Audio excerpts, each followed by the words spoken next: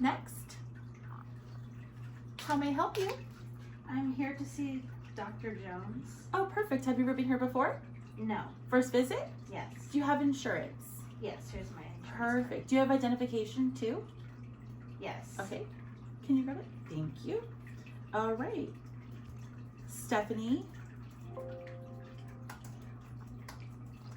So I'm just going to enter your information into the system, and I'm going to create a new patient file for you. And then I'm going to have you fill out a new patient packet. Is that okay? Yes. All right. I'm going to give you this back.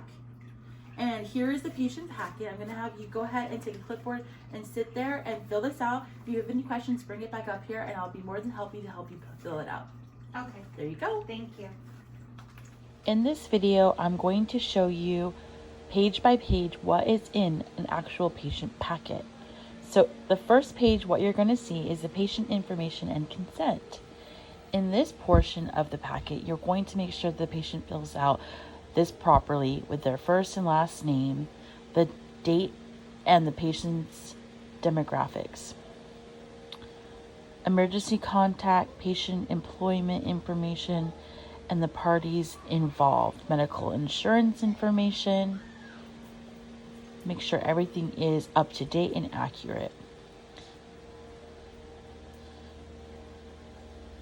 Patient consent for treatment. So this portion of the patient packet gives the medical facility the consent for the patient. So they don't have to constantly be asking the patient for their consent, which is good because this does help us save a lot of time.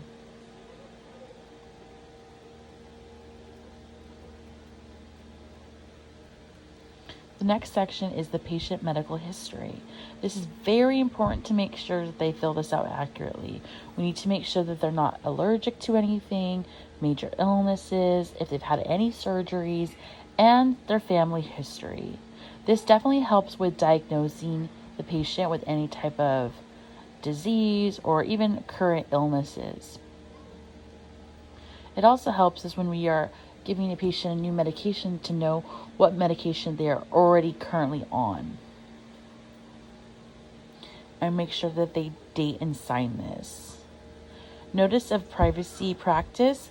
So what this notice does is it describes how the medical information that they are using is going to be disclosed and how they can get access to this information.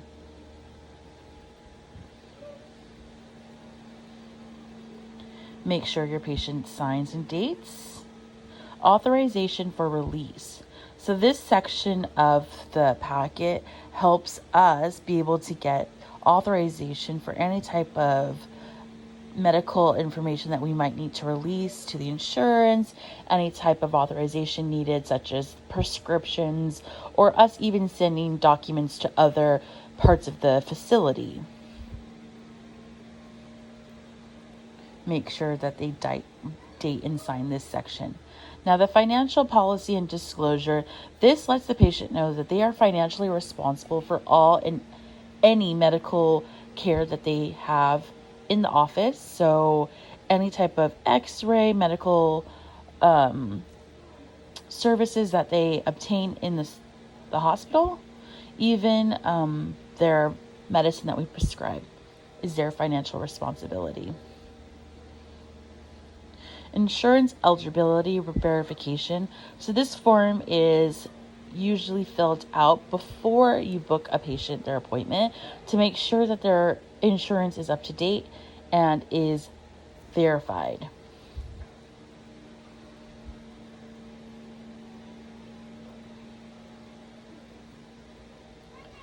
Advanced beneficiary notice and non-coverage, ABN. So this part is going to give the patient the option to assign someone to be their beneficiary. So for example, if someone's really ill and they're not able to make sane decisions, they can assign a beneficiary to do so for them. So this is the physician-patient arbitration agreement. Make sure that they read this part very carefully. And make sure at the very end that they sign and date this part as well.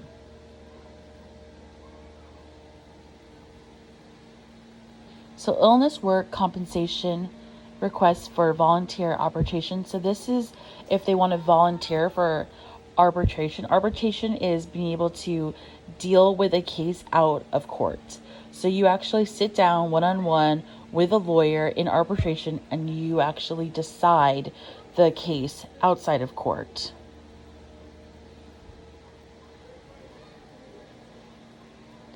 Advance directive. So make sure that they read this properly, that the patient puts their name, date of birth, and social security, and fill this out completely. And this will be the last and final page of the patient packet. Thank you for watching. Have a good day.